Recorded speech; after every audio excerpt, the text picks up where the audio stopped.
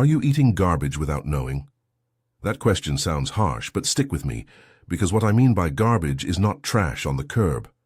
I mean ingredients and processes that are far removed from what your brain pictures when you think food, petroleum-derived bases, insect-derived dyes, sugar that turns milk into something else entirely.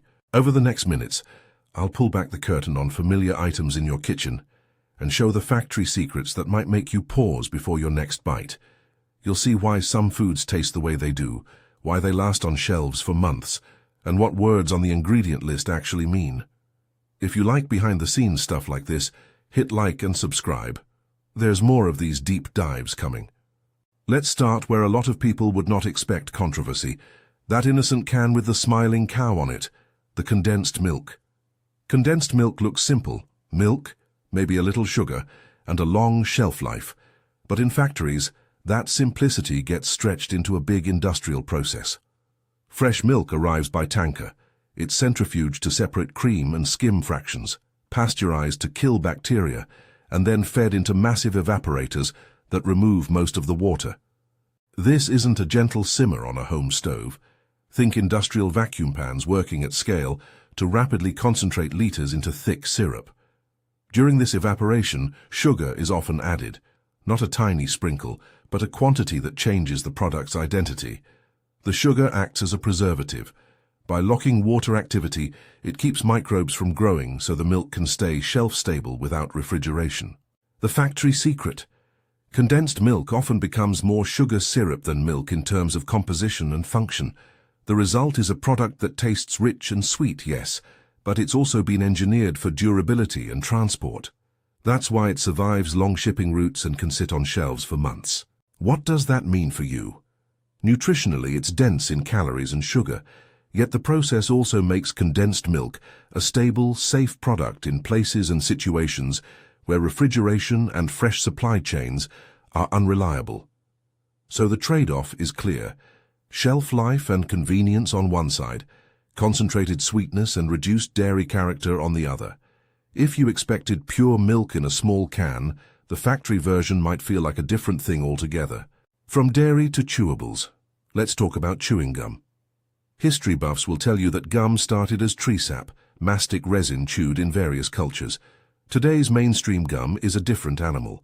Modern gum base is often made from synthetic polymers, food-grade rubbers and plasticizers derived from petroleum chemistry. Why?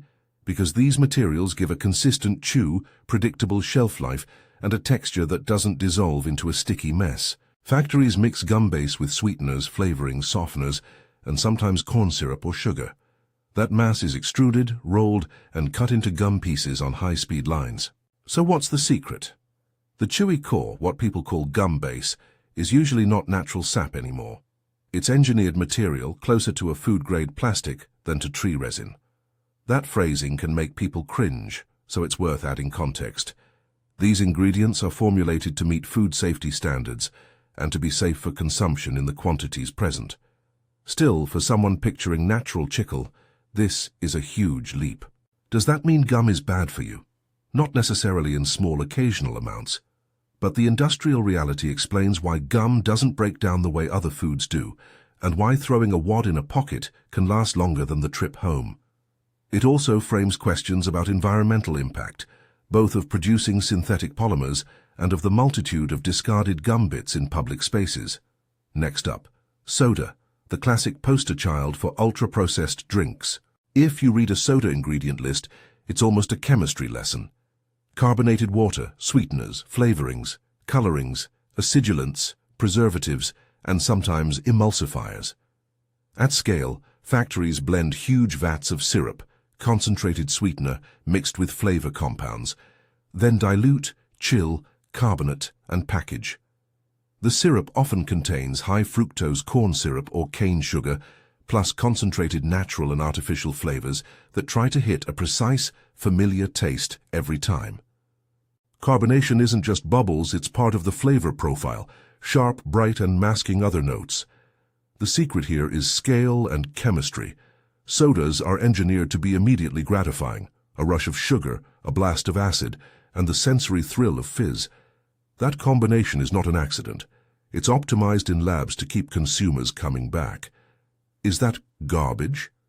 Again, not literally, but the ingredients and processing move the drink far from anything resembling a natural beverage. The implication is more about patterns. Repeated consumption of highly processed, sugary drinks contributes to dietary patterns public health experts flag as risky over the long term. That's a careful way to say soda is designed to be appealing, and that design has consequences for daily consumption choices.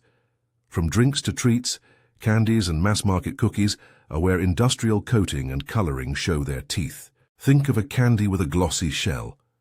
That shiny finish doesn't come from the fruit or cocoa in the filling. It's the result of specialized equipment and coatings. In factories, candies tumble in rotating drums while layers of syrup, color, and polishing agents are applied. For coated chocolates, a base chocolate center is placed on a long conveyor, sprayed with syrup, and tumbled for minutes or hours until the shell builds. For cookies that have cream, chocolate, and printed logos, separate lines bake, cream, sandwich, and apply chocolate coatings in precise sequences. The surprise: a surprising number of components in those neat packaged treats are functional additives, stabilizers to keep a filling soft, emulsifiers to give a smooth mouthfeel, glazing agents for shine, and colorants to hit a consistent brand hue. These elements are approved for food use and often have long safety records, but they're industrial tools meant to create uniformity, shelf life, and visual appeal at speed. Consider mass-produced sandwich cookies.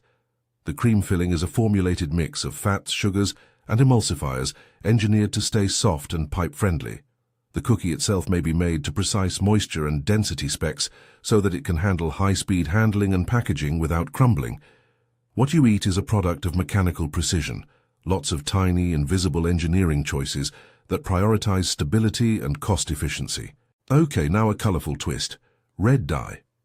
This one triggers a lot of reaction when people discover the source. There are synthetic red dyes, and there are natural ones. One of the traditional natural sources of red is cochineal, also called carmine. Carmine is derived from scale insects, tiny creatures that live on cacti. The pigment is extracted, processed, and used as a bright, stable red in foods and cosmetics. On ingredient lists, it typically appears as carmine or cochineal extract, so you can find it if you look. Why do factories use it? Carmine produces a vivid, consistent red that can be more stable under certain conditions than some plant-based reds. It's been used for centuries and remains common because it's effective and recognizable. The unsettling bit for some consumers is the origin. The dye literally comes from insects. That fact may matter for people with ethical restrictions, allergies, or simply a squeamish reaction. A note on scale. People like to visualize how many insects it takes for a certain amount of dye. Exact figures can vary by extraction method and source, so any number should be considered approximate or indefinido, if not confirmed. The practical takeaway is this. If you're concerned about animal or insect-derived ingredients, look for labels that say carmine, cochineal, or cochineal extract. Many manufacturers will also label products as vegan or use alternative plant-based reds when they want to avoid this category. Now let's shift to something sweet and natural sounding that doesn't always stay that way on the factory floor. Honey. At the hive, honey is a complex aromatic product made by bees from nectar. It contains enzymes, volatile compounds, and sugars that give it unique flavors tied to flowers. But once honey flows into industrial handling, the story changes. Beekeepers and processors filter honey to remove wax, bee parts, and debris. Many large-scale operations also gently heat or pasteurize honey to reduce crystallization and to make it clearer and more stable for bottling. Some honey gets blended from multiple regions to achieve consistent color and flavor. The secret? Commercial honey is often processed to meet consumer expectations of clarity and consistency. That processing can remove some of the tiny volatile compounds and enzymes that connoisseurs prize. Additionally, the blending of multiple batches dilutes unique floral signatures into a predictable profile. For most people, that predictability is an advantage, consistent sweetness and longer shelf life. For people seeking raw local honey with distinctive flavors and possibly different health or allergy claims, mass-market honey may feel like a simplification of what bees actually produce. There's also a murkier corner, diluted or adulterated honey. Some operations have been accused of mixing honey with cheaper syrups to extend volume. Claims about this vary by market and are sometimes labeled indefinido when not independently verified. The safest consumer strategy is to buy from trusted sources or look for certifications that guarantee purity. Across these products, a pattern is starting to form. Factories take an original ingredient, milk, sap, nectar, or cocoa, and push it through industrial steps to create a product that survives shipping, looks the same across batches, and appeals to broad tastes. Sometimes that means adding sugar, synthetic or semi-synthetic bases, or colorants derived from surprising sources. Sometimes it means removing small, flavor-giving compounds to reach clarity and stability. But we're just getting warmed up. Coming up next, we'll get into cheeses, why Parmesan on your plate might be more than just aged milk, and processed fish products that are remade from mechanically recovered meat and binders into something uniform and familiar. I'll also explain how packaging and shelf life tricks change what the product really is by the time it reaches your kitchen. Before we dive into those, one quick thought. These factory choices usually have reasons. Safety, shelf stability, predictability, and cost all drive decisions. The problem for consumers is that the result is often a product that looks familiar but behaves differently in the grocery cart and on the plate. That gap between expectation and reality is what I mean by eating garbage without knowing. Not that your food is literally trash, but that hidden industrial inputs alter its nature in ways worth knowing. So far, we've peeled back labels and processes for condensed milk, gum, soda, candies and cookies, red dyes and honey. If you're already feeling a bit wary, that's intentional, but stay curious rather than alarmed. Later, we'll dig into cheeses and processed fish. We'll break down specific label language, so you'll be able to spot gum base, carmine, high fructose corn syrup, and other terms that signal industrial transformations. We'll also talk about reasonable swaps and how to shop smarter without giving up all convenience. Up next, what goes into Parmesan at industrial scale and why the cheese on your pizza may have passed through processes you wouldn't expect. Parmesan. Not just a sprinkle you toss on pasta. On an industrial scale, Parmesan becomes a story of enormous vats, precise chemistry, and a logistics trail that makes a tiny wedge on your plate look deceptively simple. In small artisanal dairies, Parmesan-style cheeses are made slowly. Milk from nearby farms, lactic cultures, careful curd cutting, long aging on wooden boards.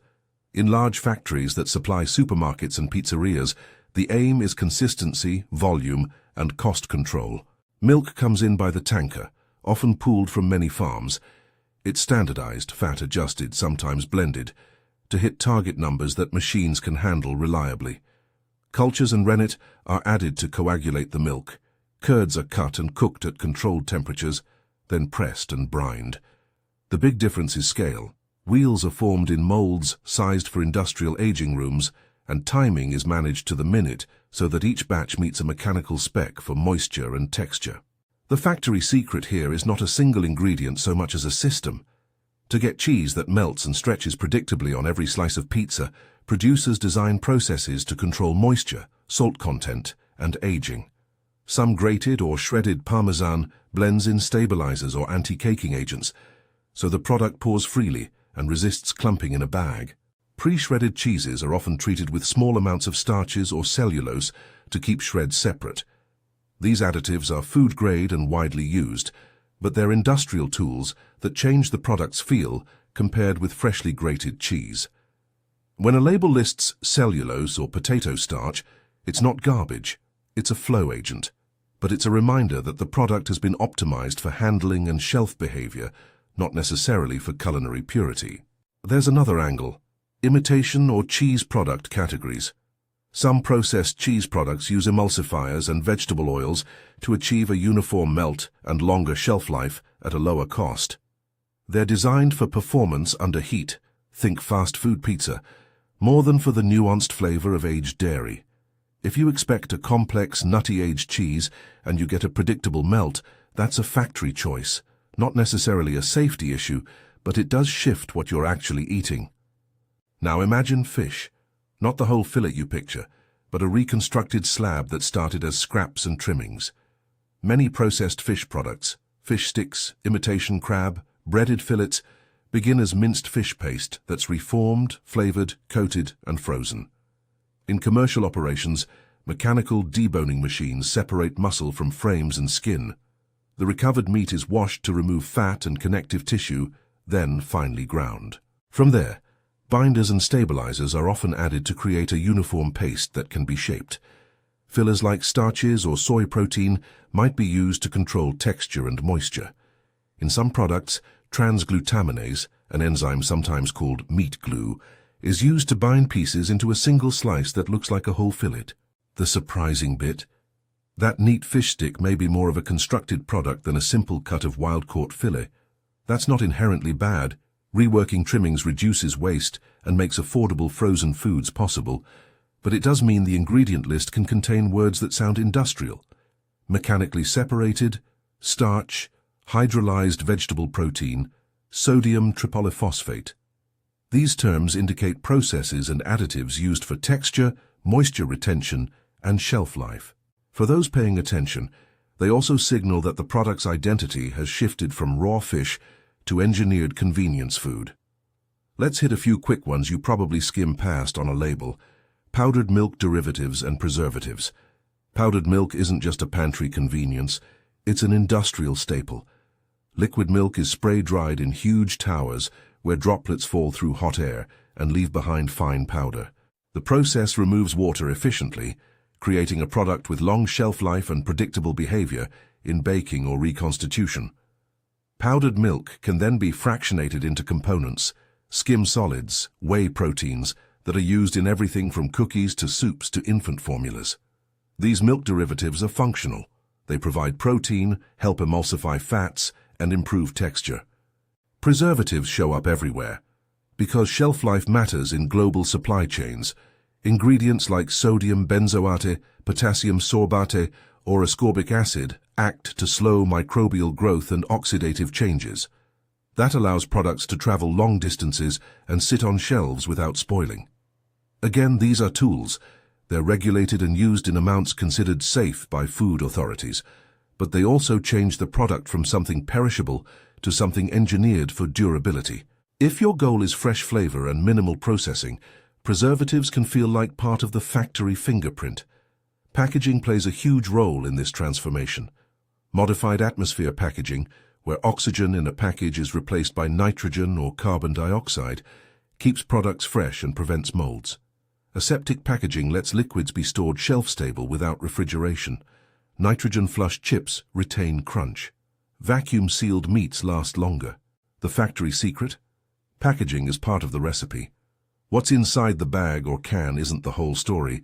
How it's sealed and the atmosphere around it are manufacturing decisions that determine taste, texture, and safety at the consumer end. There's a social and environmental layer to all this. Producing commodity cheeses, mass-market honey, or cheap meat substitutes at scale consumes resources: water, energy, feed for animals. Large-scale dairy and cheese production requires vast amounts of milk. That milk, in turn, has upstream footprints you don't see on a label.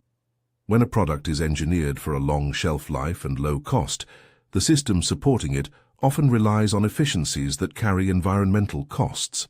That's not to say every industrial food is unsustainable.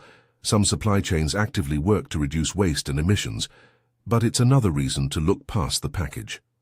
Time for a few mythbusters that clear up persistent worries. First, gum and digestion. You've probably heard you'll carry swallowed gum in your stomach for 7 years. That's a myth. While gum base is resilient, it's not indigestible forever. In most cases, swallowed gum passes through the digestive tract and is excreted like other indigestible fragments. It's not a recommended snack for swallowing, but it won't sit in you for years. Second, honey and botulism. Infants under 1 year are advised not to consume honey because spores of Clostridium botulinum can be present and an infant's gut may not handle them. For most older children and adults, properly processed honey is widely considered safe. Third, Pesticides in produce. Washing and peeling can reduce residues, and buying organic may lower certain types of pesticide exposure, but it doesn't eliminate all risk. Context matters. Food safety agencies monitor and set limits for residues to keep exposure within accepted levels. Back to labels. If you want to read a package and really understand whether you're getting a highly engineered product, start with the ingredient order. Ingredients are listed by weight. The first item is the largest component. If sugar or syrup is near the top of a milk product, that tells you something about composition.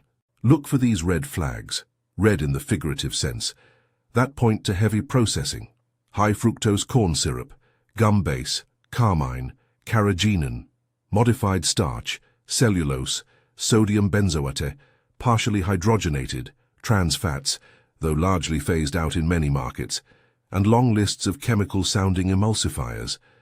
None of these words is automatic doom.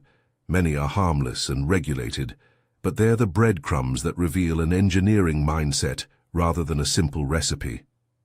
Let's talk about colors and the choices manufacturers make. Earlier we mentioned cochineal or carmine as a red dye derived from insects. There are plant-based reds, like anthocyanins from berries or beet extracts, and there are synthetic reds like Red 40. Each has trade-offs in cost, stability, and visual intensity. Carmine produces a stable, vivid red that survives heat and acidity well. Synthetic dyes are cheap and stable. Plant-based alternatives may fade or change color under processing. Brands often pick the option that best balances visual appeal, cost, and regulatory ease. If the origin of a dye matters to you, ethical, dietary, or allergy reasons, look for labels that specify vegetarian, vegan, or list beet juice or annatto as alternatives. Now the big picture pattern. What did we learn as we moved from condensed milk to gum to soda to candies, honey, parmesan, and processed fish? Factories standardize. They replace variable natural inputs with engineered ones when necessary to hit predictable targets. They add sugar, salt, fats, stabilizers, colorants, and preservatives to secure flavor, texture, and shelf stability across time and geography. They optimize for cost, supply chain resilience, and the sensory traits customers expect. Those same practices can make food less recognizable as the thing it started from. Milk becomes syrupy condensed milk, gum base becomes synthetic polymer, fish trimmings become a shaped fillet. That standardization buys accessibility. It makes products affordable and transportable. It can reduce waste by enabling longer storage windows. But it also abstracts food from source and season. Nutritional density can change. Flavor complexity can be smoothed into a consistent profile. For many consumers, that's perfectly acceptable or even desirable. For others, it's a reason to seek alternatives. So what can you do with this knowledge? 2 practical, easy-to-adopt tips that help you avoid surprises and shop smarter.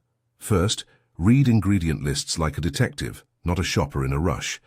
Look at the top 3 items. If sugar, syrup, or oil dominates, you're dealing with a product engineered for sweetness or texture.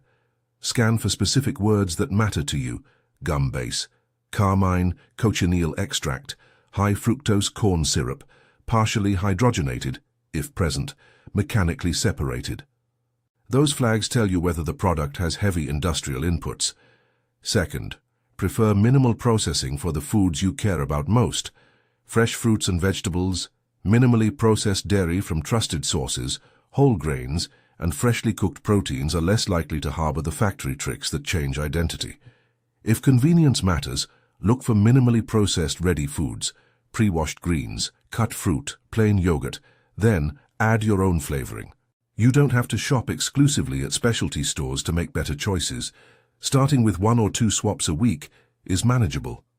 A few bonus strategies. When buying cheese, consider purchasing a wedge and grating it yourself. It avoids anti-caking agents and often tastes fresher. For honey, seek local producers or look for raw labeled jars if you want minimal processing, while keeping in mind that raw regulations vary by market. For candies and snacks, check the ingredient list for color and sweetener origins if those are important to you. When possible, prioritize products labeled with certifications that align with your values: organic, fair trade, non-GMO project verified, while understanding these labels target specific concerns and don't automatically guarantee artisanal methods. Let's also be realistic about trade-offs. Some factory processes exist because of safety. Pasteurization reduces the risk of pathogens in milk and juice. Preservatives prevent mold and foodborne illness in long-shelf products. Emulsifiers can prevent oil separation and rancidity. A product engineered for a long shelf life may keep families fed through lean weeks or when refrigeration is unreliable. The key is informed choice. Knowing the forces that shaped a product empowers you to weigh convenience, cost, flavor, and ethics on your own terms. By now, the pattern should feel familiar. Many of the things that make industrial food so convenient are the same ones that make it feel surprising or off when you compare it to a homemade or small-batch counterpart. That's the heart of the "are you eating garbage without knowing" question. It's rhetorical, provocative, and useful. We're not accusing manufacturers of wrongdoing. We're nudging you to see what lurks behind neat packaging and consistent branding. The word garbage translates here to unexpected industrial or non-food origin inputs that have quietly become part of our diet. Before we close, a couple of quick call-outs that help in conversation and in the grocery aisle. If you need to avoid insect or animal-derived ingredients for ethical or dietary reasons, watch for terms: carmine, cochineal, shellac, sometimes used as glazing agent, and gelatin. If you want to limit ultra-processed sugar, keep an eye out for evaporated cane juice, a sugary syrup term used sometimes to sound less processed, corn syrup solids, and fructose variations. For texture-binding techniques in meat and fish, the terms to notice include mechanically separated, reformed, formed, or specific enzymes like transglutaminase listed in some markets. When in doubt, reach out to manufacturers or look for product FAQs. Many companies now publish sourcing and processing information because consumers ask. All of this should leave you curious, not panicked. The goal here is clarity. Factories make these choices for reasons: safety, shelf life, cost, and consumer expectation. Once you understand the toolbox they use, sugars, polymeric bases, colorants, stabilizers, packaging atmospheres, you can decide what fits your life. Want to keep sodas and candies as occasional treats? Fine.